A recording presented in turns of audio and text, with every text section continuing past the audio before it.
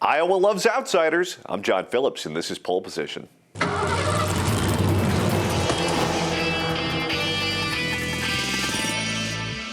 Yes, recent polls show Iowa's excited for anyone who isn't a politician. Let's go ahead and take a look at the numbers.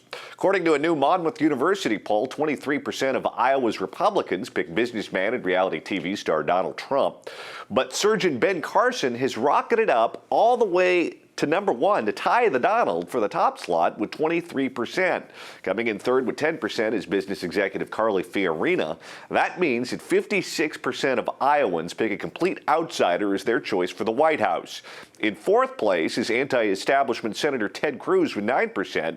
Scott Walker's next in line with 7%. Jeb Bush has a pathetic 5%. That's really bad. John Kasich and Marco Rubio have 4% each. Rand Paul's with 3%. Rick Santorum, Mike Huckabee with 2%. Everybody else, including Chris Christie, is under 1%.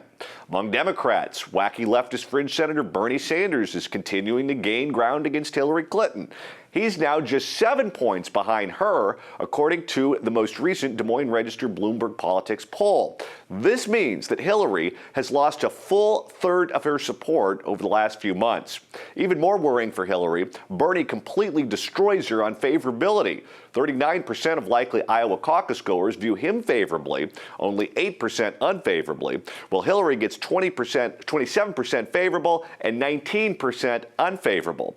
Here's what the takeaway from these most recent numbers. The Republican race is fluid, Donald Trump on top, Ben Carson gaining ground, anti-establishment candidates doing well.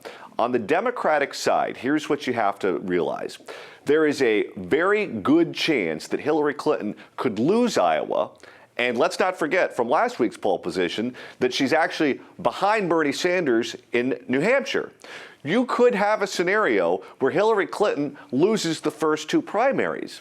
Now, she believes that she's got a firewall in South Carolina, Florida, where there are more black and Latino voters, very few blacks and Latinos in Iowa and New Hampshire. She also is putting stories out there that she's got a bunch of superdelegates that have already told her that they plan on voting for her at the convention. So she's trying to create this aura of inevitability that she is going to be the nominee. But if you lose the first two primaries, momentum, or as George H.W. Bush called it, Big Mo, is certainly going to be on the side of Bernie Sanders.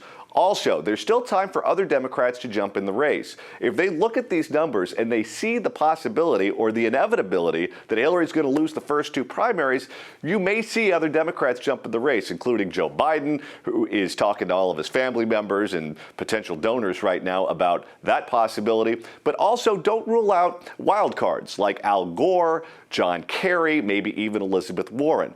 It's panic time right now for the Clinton campaign. We'll find out if she's able to turn those numbers around next week.